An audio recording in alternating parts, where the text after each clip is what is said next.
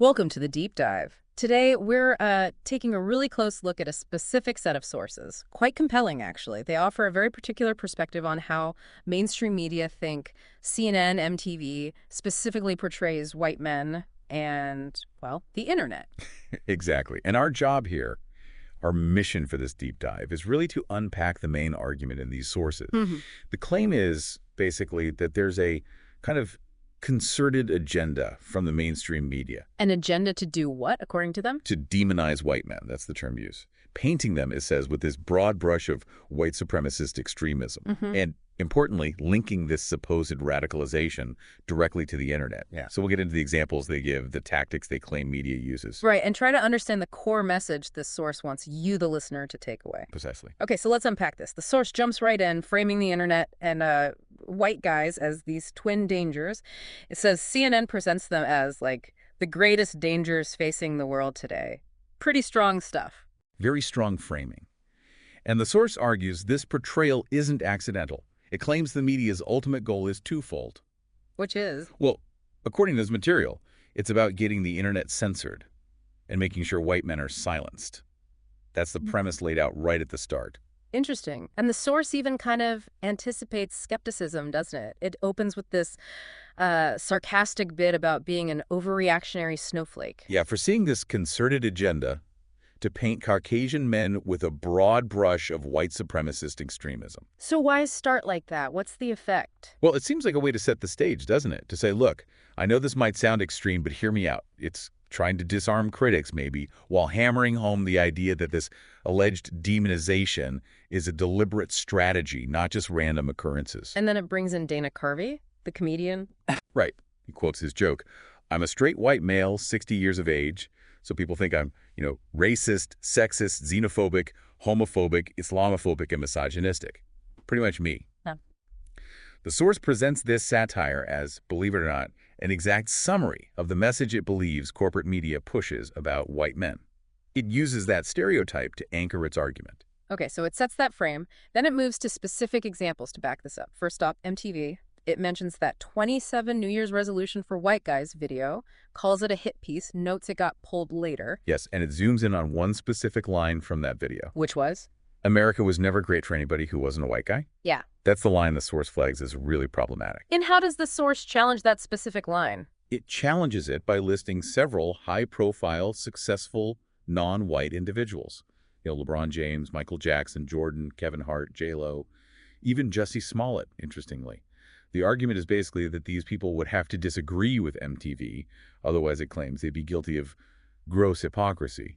It's using counterexamples to try and dismantle that specific statement. Got it.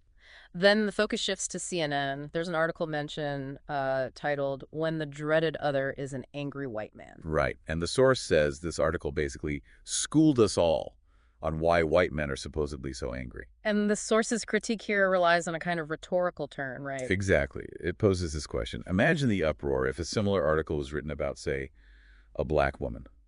The comparison is meant to highlight what the source sees as a clear double standard in media coverage, suggesting white men are singled out unfairly. The source also touches on the Covington High School incident. It does. It claims that virtually all of mainstream digital and print media piled on the teenager involved, describes it as a deliberate attempt to slander a minor. This is presented as another piece of evidence, another example fitting that larger pattern of alleged media targeting. Okay, keeping with CNN, the source then brings up Simone Sanders. Yes, specifically quoting her. Things like, I'm here for the millennials and the brown folks. And also the quote, we don't need white people leading the Democratic Party right now. How are those quotes used in the source's argument? They're used as direct examples of what the source perceives as an exclusionary, even hostile attitude towards white people coming from media figures or guests. And there's another, even stronger claim related to Sanders in the source material. There is. The source alleges she showed a lack of sympathy for poor white people during a specific exchange. It quotes her alleged response as, oh my goodness, poor white people, please. Oh my, stop. Stop it, Carl.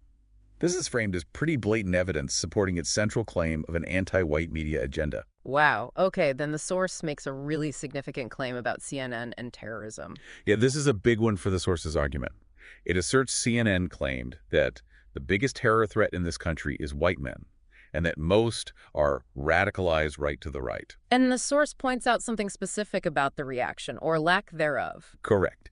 It emphasizes that there was apparently no word of correction from white guy Chris Cuomo and no reprimand from Turner Broadcasting or Time Warner. And the source interprets that silence as tacit approval. Yeah. It sees this whole episode, the statement and the lack of pushback, as a clear, undeniable example of this overt anti-white male indoctrination campaign it believes is happening in mainstream media. Okay, so after laying out those specific media examples, the source then pivots, connecting it all to the internet's role. Right. It argues that the media narrative is essentially the internet is radicalizing white men, and that big tech could be doing more. The source then asks, pointedly, more what? And its answer is more to stop enabling the radicalization of white men through the internet. So the source is interpreting calls for more tech regulation or content moderation as being specifically aimed at controlling white men online, based on this alleged media narrative. It suggests the media paints the internet as inherently dangerous in this context. Yes, that's the interpretation. That tech companies are being pressured to do something, anything, to prevent, as the source puts it, triggering a radicalized white male army that is bent on violent actions. The source also cites an article, presumably from CNN again, that talks about radicalization more broadly. It does. It acknowledges, the article notes, radicalization happened before social media and still happens without it. But then it highlights the part saying social media, often combined with other things, is an efficient radicalizer. Because social media makes it easy to form communities. And algorithms keep you engaged, watching one more video, clicking one more link, for ad revenue. Standard stuff about how platforms work. But how does the source tie that general point back to its main argument about white men and censorship? It interprets even that broader discussion as CNN essentially, again, calling for this censorship, specifically of the internet. Yeah. The motive, according to this source, is still primarily about protecting society from these supposedly easily radicalized white guys. Mm-hmm. It does concede the article kind of shifts focus away from white guys at the very end, but argues it still plants that seed, that idea that white guys are a huge volatile problem. Then the source sort of zooms out, adopts that sarcastic tone again. I know I'm being paranoid seeing racist ghosts behind every corporately funded tree. Right, another attempt to preempt criticism, and then it uses those hypothetical comparisons again. Like asking what leftists would do if someone made broad statements about crime statistics related to black men or about militant LGBT people being radicalized. Exactly. The purpose there, from the source's perspective, is to scream double standard.